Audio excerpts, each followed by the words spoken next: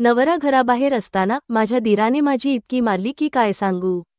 तो फक्त 20 वर्षांचा होता, पण त्याच्या उत्साहाने मला थक्क केलं. माझं लग्न होऊन फक्त 8 महिने झाले होते आणि या प्रसंगाने मला पूर्णपणे हादरवून टाकलं. माझे मिस्टर एका कंपनीत काम करतात आणि बराच वेळ बाहेर असतात. आमचं लव्ह मॅरेज होतं, पण ते अरेंज मॅरेजसारखं करून आम्ही सगळ्यांना दाखवलं. असं झालं की मी आणि माझे मिस्टर निलेश पहिल्यांदा एका प्रवासात भेटलो होतो. त्या दिवशी मी गावाहून रात्रीच्या ट्रॅव्हल्सने मुंबईला निघाले होते आणि योगायोगाने माझी सीट निलेशच्या शेजारी आली होती. बसमध्ये मी बसले आणि शांतपणे बसण्याचा विचार करत होते, पण निलेशसोबत ओळख झाली आणि गप्पांच्या ओघात वेळ कसा गेला हे कळलंच नाही. माझी सीट विंडोच्या बाजूची होती. मी सामान ठेवलं, कानात हेडफोन लावले आणि रील्स बघायला सुरुवात केली. ट्रॅव्हल्स सुरू झाली तरी बाजूच्या सीटवर कुणी आलं नव्हतं. मला वाटलं की विंडो सीट रिकामीच आहे, त्यामुळे मी तिथं बसले. गाणी ऐकत माझं ध्यान बाहेरच्या रस्त्यावर केंद्रित झालं होतं. हळूहळू प्रवासात हरवून गेले. खिडकीतून येणाऱ्या गारवाऱ्याच्या झुळकीत मी कधी शांत झोपले हे मला कळलंच नाही. मधल्या एका गावात ट्रॅव्हल्स थांबली आणि माझी झोपमोड झाली. काही नवीन लोक बसमध्ये चढले होते. मी डोळे उघडून आजूबाजूला पाहिलं तेव्हा निलेश पण बसमध्ये आला. तो त्याची सीट शोधत मागे आला आणि त्याचवेळी आमच्या नजरा एकमेकांशी जुळल्या. त्याला पाहताच काहीतरी वेगळं जाणवलं, जणू काही पुढे घडणाऱ्या गोष्टींची चाहूलच लागली होती. तो माझ्या जवळ येऊन थांबला आणि शांतपणे म्हणाला, 25 नंबरची विंडो सीट माझी आहे. मी थोडीशी चकित झाले, पण न बोलता सीट सोडून बाहेर आले आणि त्याला बसायला जागा दिली. नंतर ट्रॅव्हल्स पुन्हा सुरू झाली. काही वेळात निलेशला पण झोप लागली आणि मीही झोपले होते.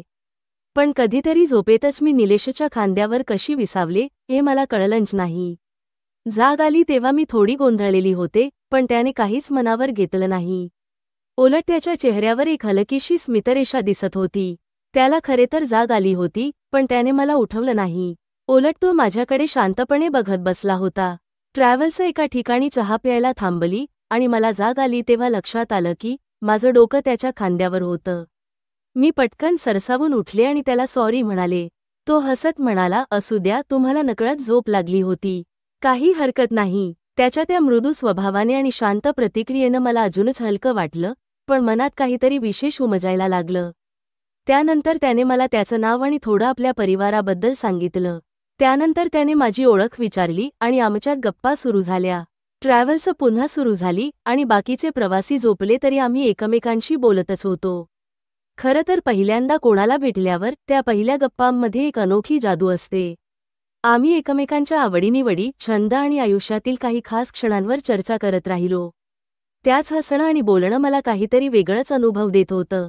जणू काही आम्ही एकमेकांना खूप काळापासून ओळखत असू. पहिल्या भेटीत एवढं बोलणं मला अपेक्षित नव्हतं, पण त्याचं बोलणं मला खूप भावलं. क्षणातच आम्ही एकमेकांशी असे बोलू लागलो की जणू आम्ही खूप आधीपासून एकमेकांना ओळखतो. अशाच गप्पा रंगल्या आणि आमच्या मनात एक अनोखी जवळीक निर्माण झाली. पहाटेच्या 3 कधी वाजले कळलंच नाही. आमच्या दोघांच्याही डोळ्यांमध्ये झोप येऊ लागली आणि मग आम्ही झोपून गेलो. सकाळी 8 वाजता जाग आली. मी बघितलं तर मला उतरायचं होतं तिथून खूप पुढे आले होते आणि निलेशच्या स्टॉपजवळ पोचले होते. मी थोडी घाबरले, पण तो शांतपणे बसला होता. त्याला समजलं की मी खूप पुढे आले आहे, म्हणून तो म्हणाला, तुम्ही माझ्यासोबत उतरा, मग तुमच्या गाडीला रिटर्न बसवेन. त्याच्यासोबत उतरण्याशिवाय मला दुसरा पर्याय नव्हता. त्यामुळे मी त्याच्यासोबत उतरले. त्याला विचारलं, इथून रिटर्नची गाडी कोठे लागते? त्यावर तो म्हणाला, इथूनच काही अंतरावर गाडी थांबते, मी तुम्हाला तिथं घेऊन जातो. माझं घर इथंच आहे, तुम्ही थोडं फ्रेश व्हा आणि मग जाऊ. मी लगेच नकार दिला, कारण पहिल्या भेटीतच कोणावर विश्वास ठेवणं मला चांगलं वाटलं नाही.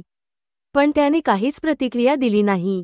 त्याने कोणाला फोन केला आणि म्हटले, 2 मिनिटात इथे ये.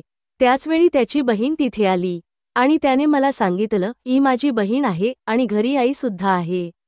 आता तुम्ही फ्रेश व्हायला चला. त्याच्या त्या वागण्यात मला आपलेपण जाणवायला लागलं. मग मी त्याच्यासोबत त्यांच्या घरी गेले. आवरून झाल्यावर त्याच्या घरात चहा आणि नाश्ता केला.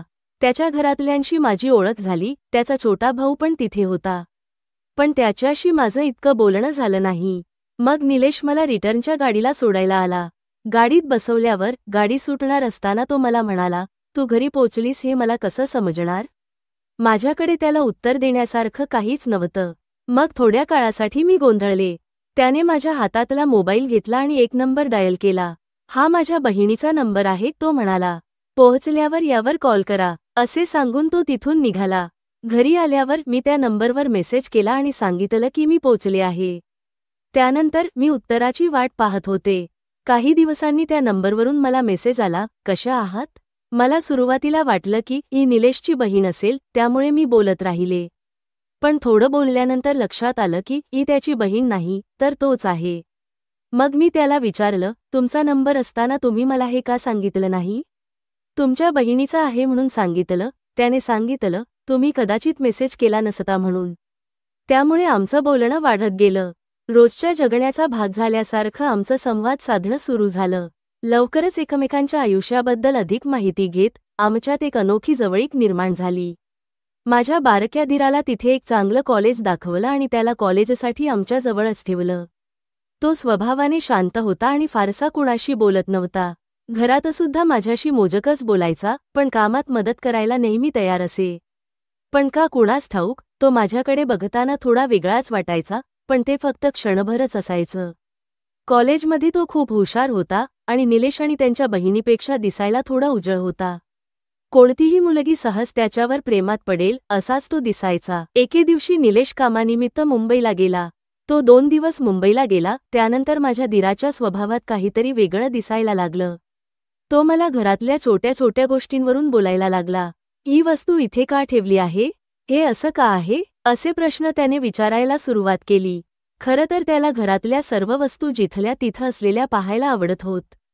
त्याला घरातल्या वस्तूंची नीट ठेवणं खूप आवडत होती. त्यामुळे कधी कधी त्याच्या नजरेत एक वेगळा अर्थ दिसायचा. त्या 2 दिवसात त्याने माझी चांगलीच तपासणी केली. कामानिमित्त त्याने मला चांगलं थकवून टाकलं. पण यामुळे मला एक गोष्ट समजली की घर नीटनेटक असणं फार महत्त्वाचं आहे. आणि दसऱ्याच्या त्या 2 दिवसांत सर्व काही व्यवस्थित ठेवलं गेलं. त्या दिवसात माझ्यात आणि माझ्या दिरात भरपूर बोलणं आणि गप्पा झाल्या. पहिल्यांदा मी त्याला मनमोकळे बोलताना आणि हसताना बघितलं. खरं तर त्या क्षणी वाटलं की निलेश 2 दिवसांसाठी बाहेर गेला ते चांगलंच झालं. किमान मला समजलं की माझा दीर कसा आहे. त्याचं शांत आणि हसरे व्यक्तिमत्व मला नवीन रूपात दिसलं. त्याच्या गप्पांमध्ये एक गोडवा होता जो मला खूप आवडला. पण एका गोष्टीने माझी चांगलीच जिरवली, ती म्हणजे घरातलं काम. त्याने लक्षात घेतलं की काही गोष्टी जरा विसरलेल्या आहेत, त्यामुळे त्याने मला मदतीसाठी हातभार लावला. त्याचं कामातलं लक्ष आणि समर्पण मला खूप आवडलं. त्याच्या मदतीमुळे घर नीटनेटके झाले आणि मला देखील एक नवा दृष्टिकोन मिळाला.